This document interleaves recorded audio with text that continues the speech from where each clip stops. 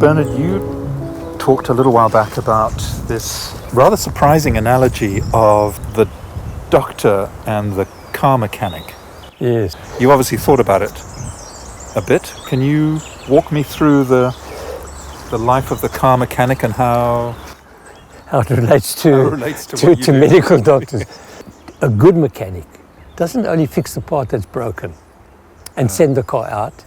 He does a proper tune-up, and a good mechanic will speak to the driver as well. So he speaks to the driver about the oil and the petrol and what he knows about fixing cars, and even how he feels like when he drives around in the car. I mean, that's a good mechanic, really interested in the person. And then, of course, he will do a tune-up, and then he'll fix the part that's broken. He doesn't just fix the part that's broken and then send the car out again, because he's sending the car out that still hasn't been tuned up and he hasn't spoken to the driver. There's a good mechanic who does all of that, sees the bigger picture, and loves the car, loves the person that's driving. So it's a whole different atmosphere, you see. And the guy, when he gets his car back, feels really good because he's learned something about the car, and he feels like he's really seen a good mechanic. Yes. And he'll tell everybody about that mechanic that he went to see. So the same thing applies. You may have missed your vocation, Bernard. You're just describing a car mechanic that lives only in my dream. In a way, medicine is a little bit like that as well. It should be like that. Okay. It hasn't happened like that anymore, because what's happened in medicine is that doctors are focused on the disease. And for me, the disease is the part that's broken. Yes. Because long before the disease appears, there's a process of breaking down, a process of dysfunctionality that goes on. And that, we don't call it a disease. A person comes in with a headache or indigestion or feeling stiff. We don't call that a disease. We say, oh, you're just overworking or whatever it is. But that's preceding the disease. And for the good mechanic, those are valid signals. Those are very, very important. When the body breaks down, as it were, which is the disease, the doctor should know that behind it is a whole chain of events that have been going on over a period of time. And then there's also causes. Doctors get around this by saying, when it comes to chronic disease, no, we don't know the cause. But I have learned from my patients that every one of my patients knows what the cause is. I ask them, I say, what do you think the cause is? And they will say, oh, it's probably my stress, or I'm smoking too much, or I'm drinking too much alcohol, or I'm not eating well and I don't pay attention to lifestyle. They know that. Yeah. But doctors don't want to go there because they've only got 10-minute consultation. Yeah. So they don't want to make any kind of inquiry. Their focus from a medical legal point of view has to be on the disease. Because if they miss the disease, they're going to be in trouble. So the way the whole medical profession is set up, the doctor's focus has to be on the disease and make sure that he doesn't miss anything. So he does all this investigations, even though he might know that it's a waste of time, but he has to have that as part of a medical legal framework. So the patient has to go through all the tests, and all they're doing is looking for the disease. Once he's got a disease label, he treats the disease. Yeah.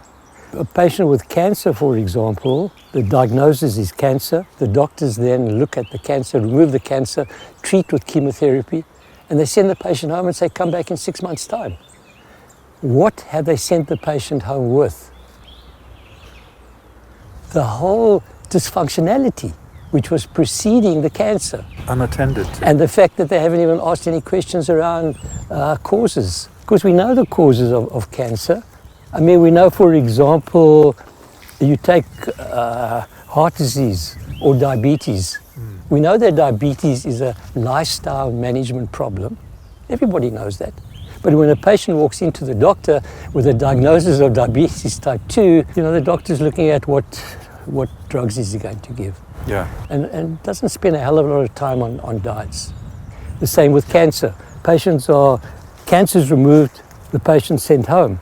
For me, that's a bad mechanic. It's fixing the part that's broken, but not doing the tune-up and not speaking to the driver. Say a bit more, would you, about the mechanic's conversation with the driver? Because the car's broken down, the good mechanic wants to know, can he find any reason for the car to break down?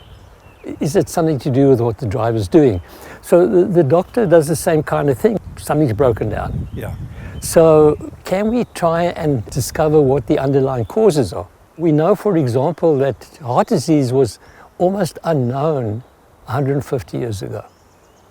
Diabetes type 2 has been increasing by millions over the last 20 years. We know that these are lifestyle management diseases.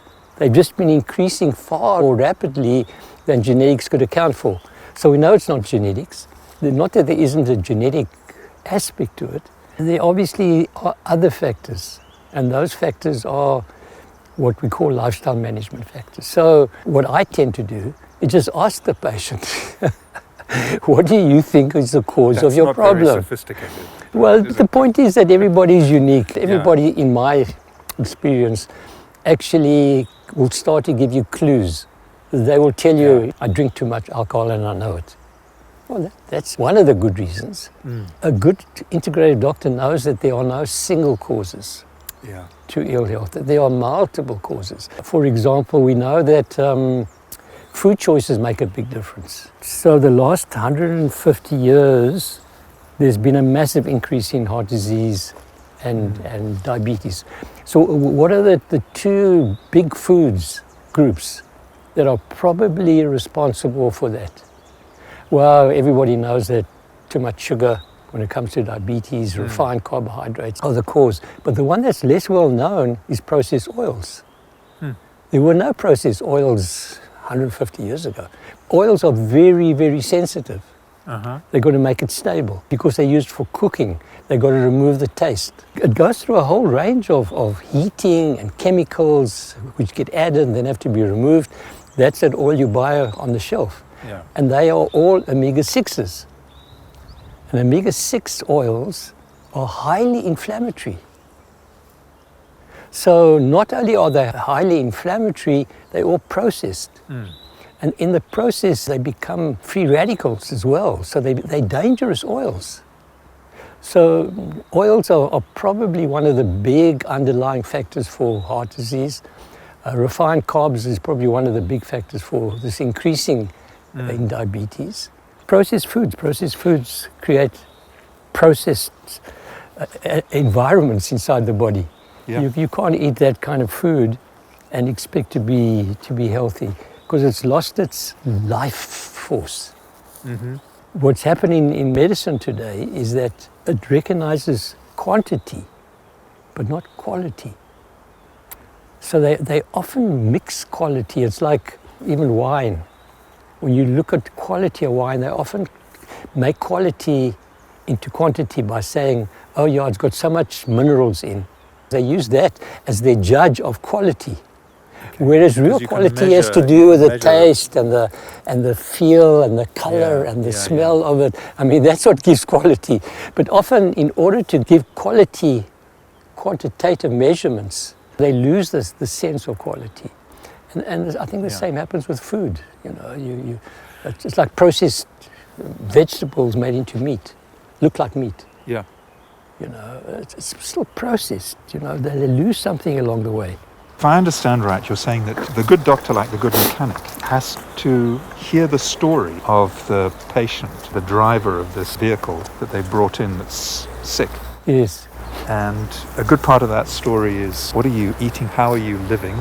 The driver knows how they drive, and the patient actually knows how they live and where they feel they're probably out of whack. Yeah, you can get so much information from just chatting to the patient, and they will bring up this stuff. And they Depending what you're listening for, mind you, because if you're listening for, give me a symptom that I've got a pill for in my toolbox, then I don't hear the other stuff. But you're saying you're actually listening for the way they live, because that's not the symptom, that's the underlying pattern.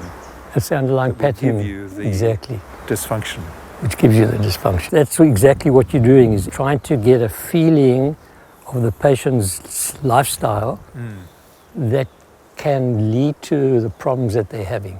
Right. And sometimes, in my first consultation, that's all I will do, is do this whole investigation, having this chat with the patient about their life. And nearly always, it ends up at some emotional, mental stuff that they're carrying. It tends to often move in that direction than food and exercise.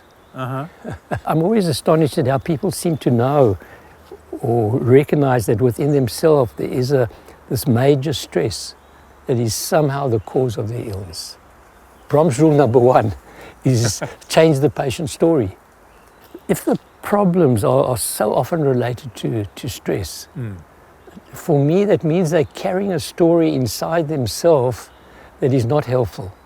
I mean, stress is a story that they're carrying, that my partner is responsible for my problem, or the government is responsible for my government. So that means there's a whole area inside them that they aren't prepared to take responsibility for, because it's the government or my partner that's the cause of the problem. And on top of that, they come into you with a story of disease.